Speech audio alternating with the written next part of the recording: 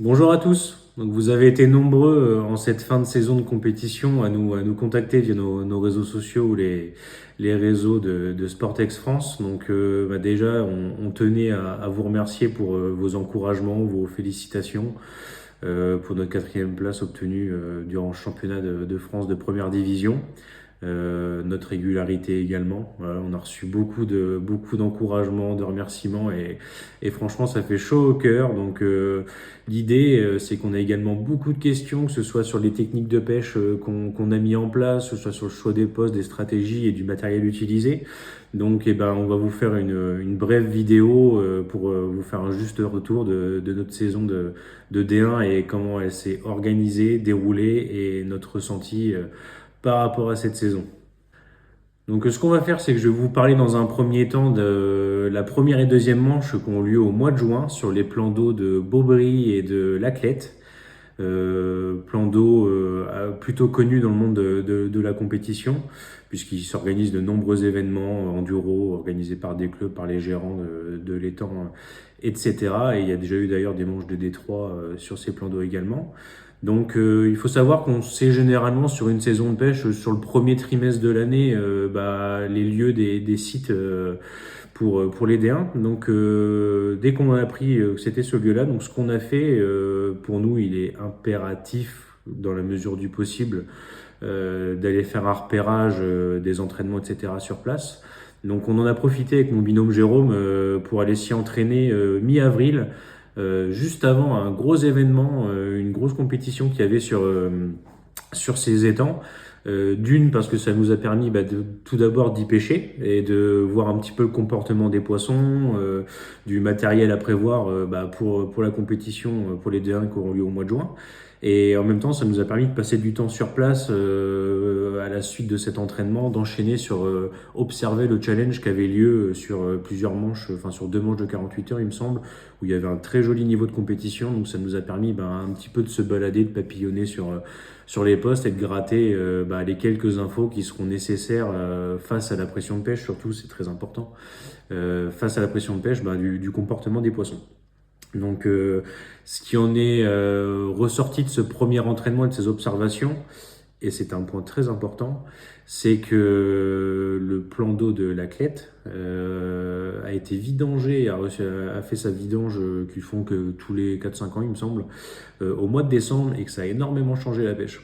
Ce qu'il faut savoir, c'est que c'est un plan d'eau où il y a un gros cheptel de carpe, ça c'est indéniable, mais où il y a aussi la présence de pas mal d'indésirables, c'est-à-dire qu'il y avait beaucoup de silures, il y avait beaucoup de poissons-chats, entre autres.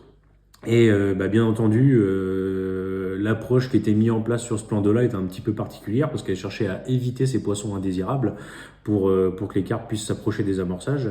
Et au final, suite à cette vidange, on a pu se rendre compte pendant l'entraînement et pendant l'observation de la compétition que les silures ont été retirées en grande partie, que les poissons-chats également ont quasiment été éradiqués entièrement.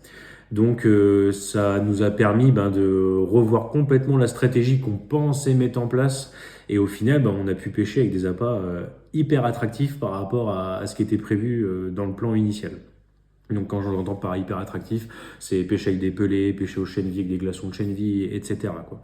Et non plus une approche à la bouillette pure comme ça aurait pu l'être.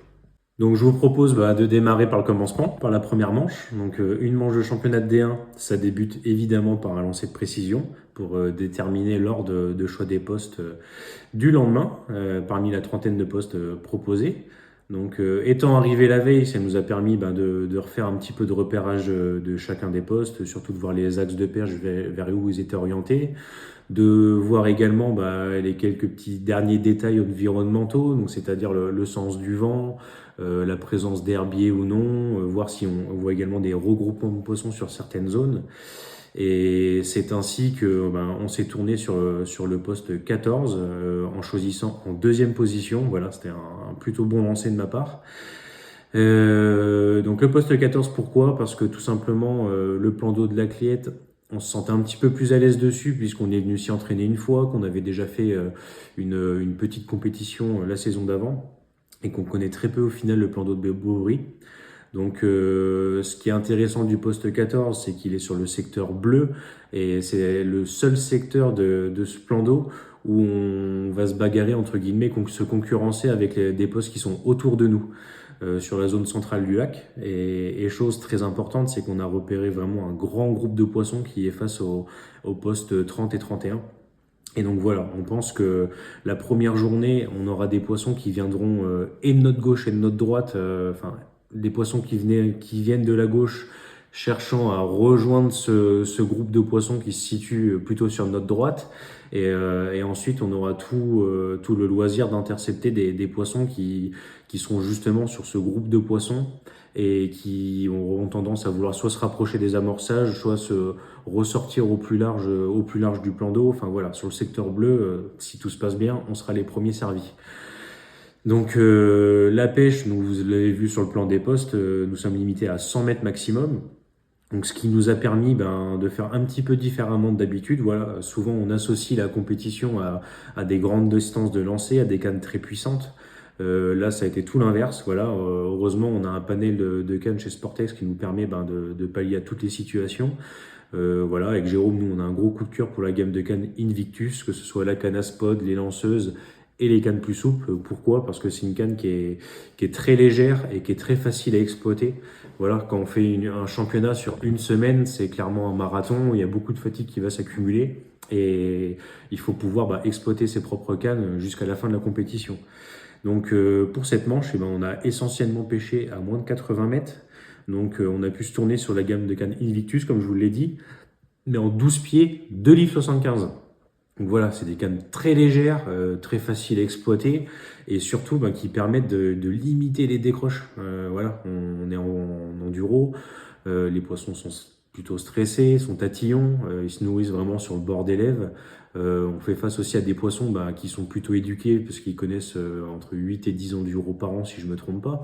Donc elles en ont vu quelques-unes avant de voir nos montages. Donc voilà, l'idée c'est de pouvoir affiner énormément nos montages sans pour autant prendre trop de risques sur des risques de casse ou de décroche. Et donc voilà, les cannes très souples vraiment à nous permettre de limiter le risque d'erreur, de pouvoir affiner et d'absorber les coups de tête des poissons malgré des balines qui sont plutôt fins. Et bien nous en a pris parce qu'on a fait à peu près 70 touches pour sortir 63 poissons. Donc voilà, c'est un super ratio par rapport à ce qui s'est fait sur la compétition et ça nous a permis de gagner notre secteur. Voilà, ça a été franchement la manche parfaite puisqu'on a pêché à courte distance, on ne s'est pas vraiment fatigué.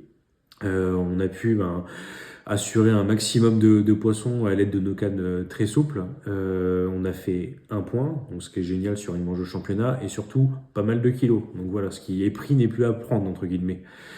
Donc au niveau de l'approche de pêche, on était vraiment sur un poste de passage. Voilà, on a un gros groupe de poissons qui s'est constitué sur une zone face à nous et voilà, il suffisait simplement de patienter que des rafales de poissons, des bancs de poissons décident de sortir de cette zone, de pêcher de manière stratégique en escalier pour intercepter le plus de poissons possible lorsqu'elles passent. Et voilà, donc la manche s'est très bien passée. Vous pouvez observer le classement, voilà. Et donc j'ai tout de suite enchaîné sur la manche numéro 2 pour vous expliquer un petit peu plus en détail ce qui s'est passé sur une manche déjà bien plus compliquée. Donc enchaînons sur cette deuxième manche. Donc déjà un choix de poste qui était beaucoup moins évident qu'en première puisque au lancer de précision nous sommes passés en 15e position. Donc voilà, la stratégie était tout simple, hein. On s'est noté les 15 postes qui nous convenaient le plus et je pense qu'on s'était pas trompé parce que voilà, quand on n'est pas en 15e position, les 14 premiers postes qu'on avait notés étaient tous partis. Donc voilà, il nous restait un poste où c'est le très joli poste central vraiment de l'étang de la Clayette, donc le poste numéro 17. Qui est bien connu des compétitions, voilà, sauf que c'est un poste qui a certainement fait peur à beaucoup de personnes et nous également, on était sûr de rien en allant dessus, puisque voilà, il y avait vraiment un gros regroupement de poissons dans la queue du lac, que en première manche sur ce poste 17, c'était Sylvain Poipy, un très bon ami qui est également gérant de l'étang de la Clayette.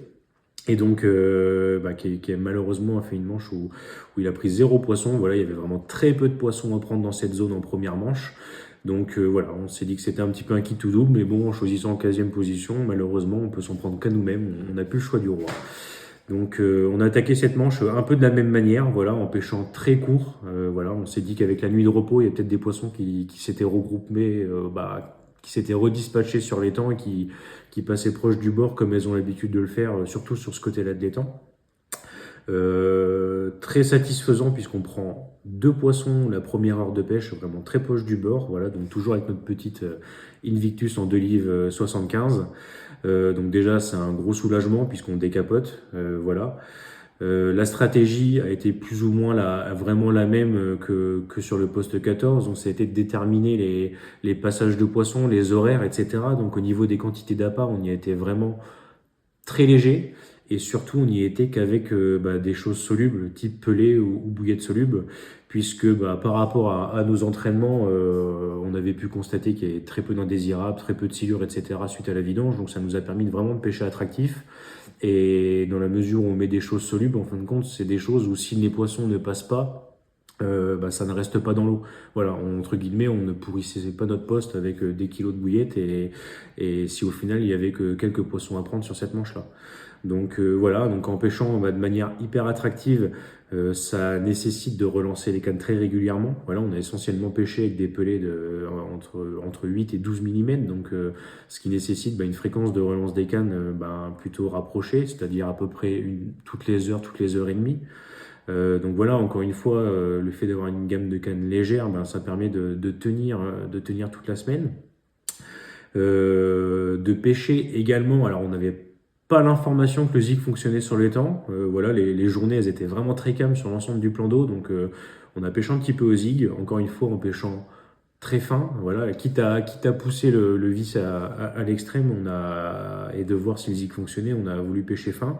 On a pris quelques poissons, voilà, on a fait 4 touches au zig, on a sorti nos 4 poissons, c'est sûr et certain que c'est en contrepartie grâce à nos cannes qui sont très souples et grâce à la patience de Jérôme parce qu'il a mis vraiment longtemps à sortir ces poissons-là. Voilà, les combats étaient longs, il fallait faire vraiment attention. Mais au final, ça nous a permis de gratter quelques kilos supplémentaires que les concurrents n'arrivaient pas forcément à faire la journée. En termes de nylon, dans nos moulinets, voilà, encore une fois, on pêchait pas longue distance. L'idée, c'était d'avoir plutôt un nylon qui soit le plus discret possible. Donc c'est pour ça qu'on s'est tourné sur la gamme Culte Carp. La gamme Deep Purple plus exactement en 30 centièmes, voilà, parce que c'est un nylon qui est violet, donc qui se voit très peu dans l'eau et qui a un revêtement en fluorocarbone. Donc plusieurs avantages à ça, c'est qu'il va être un peu plus lourd qu'à la normale et il va bien se plaquer sur le fond. Et voilà, face à des poissons éduqués, on a remarqué que c'était vraiment très important, voilà, de pouvoir détendre ses fils, d'essayer au maximum qu'elle ne tape pas dedans. Et en plus de ça, la couche de fluorocarbone, si vous voulez, est très résistante à l'abrasion. Voilà, que ce soit surtout en première manche, voilà, on avait quelques rochers sur notre bordure de droite, voilà, on prenait un petit peu moins de risques si nos fils frottaient dessus, d'avoir un risque d'abîmer le fil et d'engendrer une casse.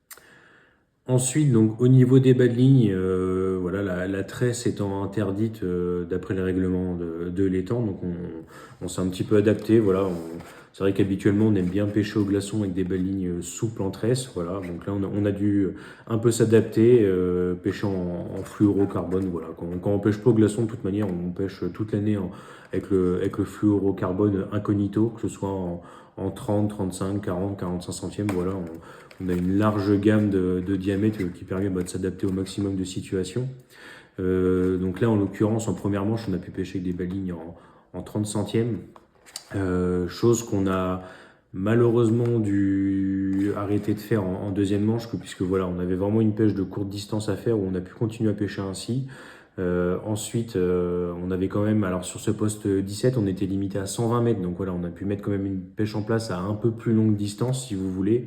Et alors, on ne sait pas si c'est finesse du bas-ligne ou un petit obstacle dans le fond, un petit banc de dressène ou quoi que ce soit, mais il s'est avéré que malheureusement, on perd 2 poissons à un moment donné suite à une casse quasiment au démarrage. Voilà, on s'est fait couper de suite, donc 2 poissons perdus malheureusement. Donc voilà, on a tout de suite repassé avec des belles lignes plus standards en 40 centièmes. Et là, voilà, on a sorti 100% de nos poissons. Le souci était entre guillemets réglé. Sauf que au final, bah, vous voyez le classement et voilà, on finit malheureusement troisième du secteur à 11 kilos de la deuxième place du secteur. Voilà, donc je pense qu'on, malheureusement pour nous, on aurait peut-être dû faire mieux et faire un point de plus sur cette manche-là. Au final, bon, bah, il y a toujours des aléas, voilà, on le sait qu'après, mais c'est un point qui nous coûtera certainement très cher à la fin. Donc le bilan de cette manche 1 et 2 bah, du championnat de France des D1 2025 est globalement satisfaisant puisqu'on s'en sort en étant quatrième au classement intermédiaire à cette mi-temps.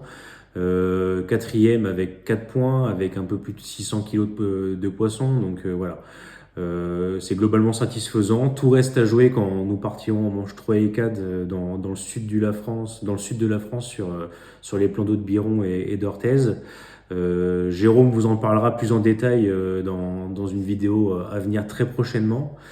Surtout, ben, n'hésitez pas à réagir. Si vous avez des questions, ben, mettez-les en commentaire. On prendra soin d'y répondre avec Jérôme, que ce soit sur les approches de pêche, que ce soit sur le choix des postes ou que ce soit encore sur l'utilisation bah, des cannes Sportex et des filaments Criston et Climax. Donc voilà, n'hésitez pas à commenter, à nous envoyer des messages privés. On sera ravis de vous aiguiller. Et à très bientôt bah, pour la suite de ces championnats.